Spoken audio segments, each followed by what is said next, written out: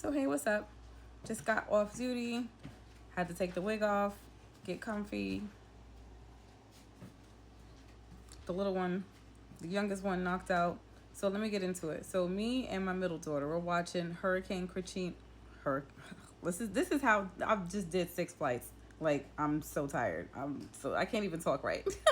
Hurricane Katrina, race against time. So this is one of my reactions. I always knew. I knew without just there's just certain things you just kind of know, especially being black in America, that a lot of things were sensationalized. I didn't have proof, but I know racist ass Peckerwood, language when I see it. Okay, when I see and hear it, and I just knew, But it's nice to kind of see. Well, it's not nice to see any of this, but it's good to kind of see a little bit more of the facts of what I knew now. So I'm so appreciative that this whole story came out. First of all, I remember the year prior, my first husband and I were out there, and we were in the Superdome because a lot of us were camped out there, but for a completely different reason. I was auditioning for American Idol. I didn't get it, but it was an amazing experience. But it just blew our mind that the next summer that this was a place for people because they just needed to survive like this. It was mind blowing. I will say that. And anyways, let me get to this reaction. So me and my middle daughter are watching this, and I noticed something that when teams of people or professionals, we'll say, had to steal boats and had to steal gas for survival to go and get people and get them to shelter, the word that was used was commandeering. We had to commandeer. We had to take over somebody else's stuff because we needed to do what we had to do. Respectable, commendable.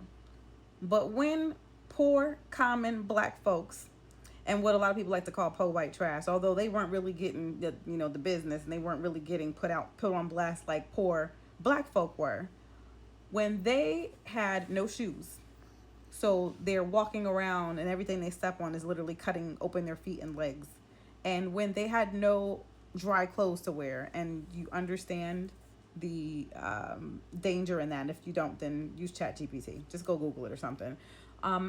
And when they had no food and no clean water, they had to do what they had to do as well. And there are grocery stores and there are stores, obviously, that are not operating and cannot operate with a lot of things available that these people needed to survive. It wasn't called commandeering. It wasn't called respectable. It wasn't called them surviving. They were called looters, and someone used the word animal and things like that. Those of us who are woke, we knew what it was from the get-go, just like the numbers. I remember I was living in Oklahoma a couple years later, and I remember a lot of burgundy neck folk in Oklahoma and Texas talking about all these refugees and these Katrina refugees. They always find some new way to say black folk and to say the N-word, if that way they can say it in front of your face, and talking about how they brought crime and all this other stuff with them. And these people were referred to in just the most demeaning ways for just existing, and existing poor. And then the rumors about how they were just doing all manner of lasciviousness in the Superdome, and that they were going to bring all these behaviors all over, to all the places that they were evacuated to. I remember meeting several people and being around, communities that had them. And the only thing that they brought around me, sadness. Well, yeah, sadness in their stories, but was more culture. Great. Oh my God. We had a guy that came to the Oklahoma City metro area. Shout out to the Gumbo Man, named the Gumbo Man, DA. I don't know if he's still around or not, but he started a company called the Gumbo Man, DA Gumbo Man. And when I tell you, we ordered from him non-stop. I mean, like communities non-stop. That's what he brought. And if you just go and do a quick little search about the numbers, how many communities had crime rates spike? Now, whenever there's going to be more people, there's going to be more crime. But can please somebody drop in the comments real facts that shows that these people brought all manner of just demonic, just evilness when they were just coming somewhere else to survive and having to start over with literally nothing. Glad that the truth is being told to the ones that actually, care to see. But I remember feeling so disgusted during that time, seeing so many people, especially in the areas that I lived in. I lived in Kansas, Oklahoma, Texas, and hearing what a lot of red hat wearing people would try to say, and then what the news would try to say about these people and how they made them look when they were just existing and surviving. And even on this again, I gotta say it again. It's commandeering.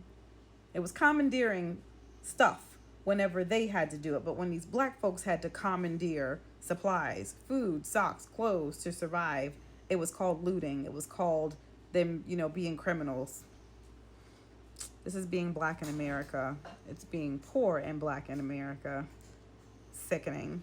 So we're still watching it, but I just wanted to just give this reaction and join the conversation about this. And again, a lot of us, I'm going to ebonically say this. We've been knowing even before this came out. Just really glad that this is playing right now.